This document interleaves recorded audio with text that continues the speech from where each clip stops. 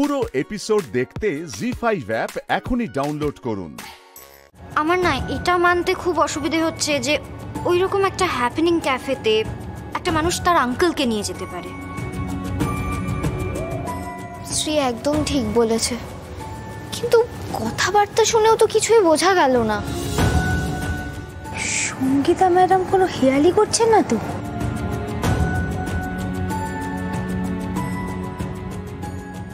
বলছিল না এক একজন এক এক উদ্দেশ্যে এসেছে। আচ্ছা, কোনোভাবে আমাদের ধরে ফেলেনি তো? হ্যাঁ, ধোকা দিচ্ছে না তো? ধোকা? কিসের ধোকা? তবে তুমি কি বলতে চাইছো যে এটা ওর আঙ্কেল নয়? আঙ্কেল না হলেও বাকি এ তো বয়ফ্রেন্ড হতে পারে না, তাই না? ওর বাবা, আমার না সব কেমন গুলিয়ে যাচ্ছে। ও সন্ধ্যা, তুমি বলো না, তুমি কিছু বুঝতে পারছো? না, বোঝার চেষ্টাও করছি না। 3 দিনের মধ্যে একদিন চলে গেছে। কাল পরশুর মধ্যে যদি পুরো ঘটনাটা জানা না যায়, আমি বাড়ি ছেড়ে চলে যাব।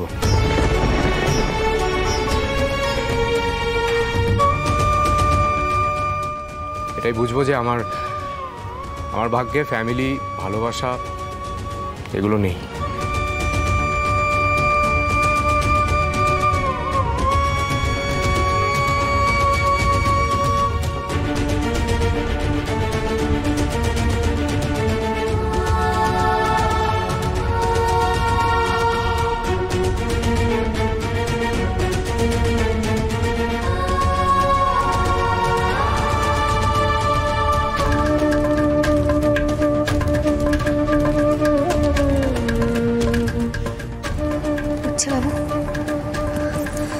একটা না একটা সূত্র আমাদেরকে জোগাড় করতেই হবে। গোপাল ঠিক হেল্প করবে, দেখো। আমরা বর্দা আর বড়জার সংসারটা কিছুতেই ভাঙতে দেব না। কত বড় খেলোয়াড় সঙ্গীতা ম্যাডাম, আমরাও দেখছি এই পরিবার কিছুতেই ভাঙবে না। ও বড় টাইগ্রেস, হ্যাঁ মিঠাই রানী। রুডি, আমার না একটা জায়গায় খটকা লাগছে, জানিস তো? আমার না মনে হচ্ছে কোথাও না কোথাও একটা কানেকশন তো আছে। আমি আরেকবার ওই হসপিটালটা গিয়ে দেখতে চাই, বুঝলি?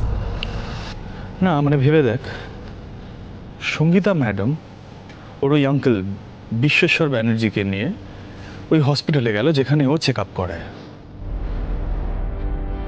আর একজন আঙ্কেলকে আবার নিয়ে গেল একটা ক্যাফেতে যেখানে ইয়াং ক্রাউড যায়।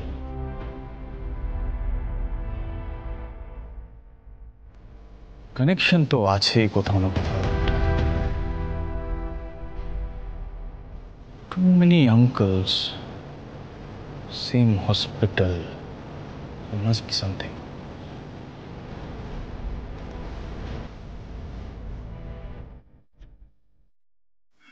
জি5 ডাউনলোড করুন আর সব এপিসোড দেখুন একদম ফ্রি।